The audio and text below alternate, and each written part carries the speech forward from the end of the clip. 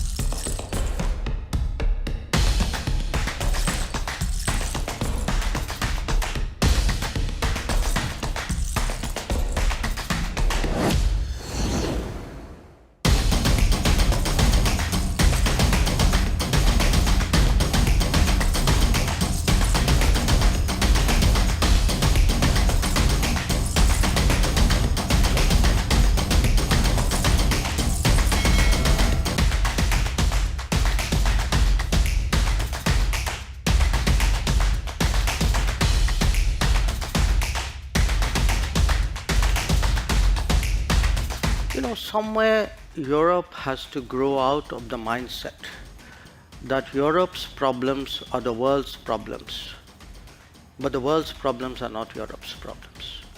That if it is you, it's yours. If it is me, it's ours. I think that's something, and I see, reflections of that. Again, in terms of, there is a linkage today which is being made. A linkage between China and India and what's happening in Ukraine. So come on, guys. China and India happened way before anything happened in Ukraine. So the Chinese don't need a precedent somewhere else in the world on how to, engage us or not engage us, or be difficult with us or not be difficult with us. So as I said, I just see this as frankly a not very clever argument, a very self-serving one. This idea that, your grand strategy must be about how you will choose. I will do what, as all of us do. I will weigh the situation, everybody, after all, how do countries eventually make decisions?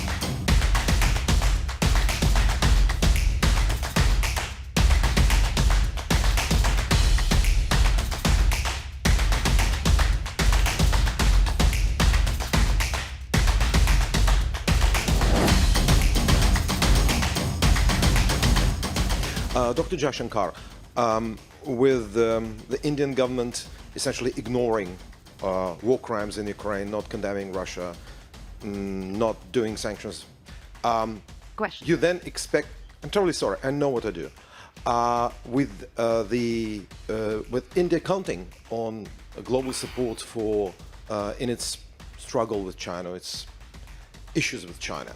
How do you think you'll be trusted by others after that? Why do you think anyone will help Delhi after you didn't help others over Ukraine? Thank you. It's an interesting question which you might, not you meaning you personally, but people might want to ask themselves, because if I were to take Europe collectively, which has been singularly silent on many things which were happening, for example in Asia, you could ask, why would anybody in Asia trust Europe on anything at all? So here's the take. I don't think, first of all, I think you're mischaracterizing our position, where they have, for example, when Bucha happened, we condemned Bucha, and we actually asked for an investigation into Bucha. In terms of what is happening with the Ukraine conflict, our position is very clearly that we favor an immediate cessation of hostilities. It's not that we've ignored it, unless you call phone calls to Putin and Zelensky as ignoring something.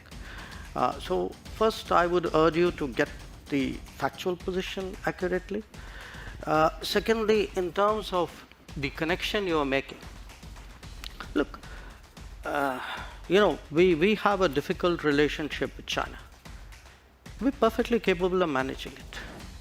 It's if I get global understanding and support, obviously it is of help to me.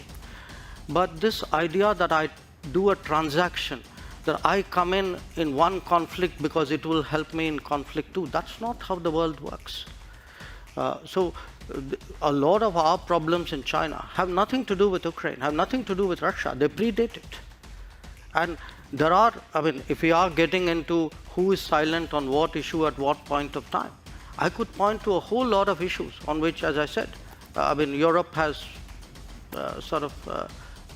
held its peace. So, it's a great polemical point you made. So I take it in that spirit.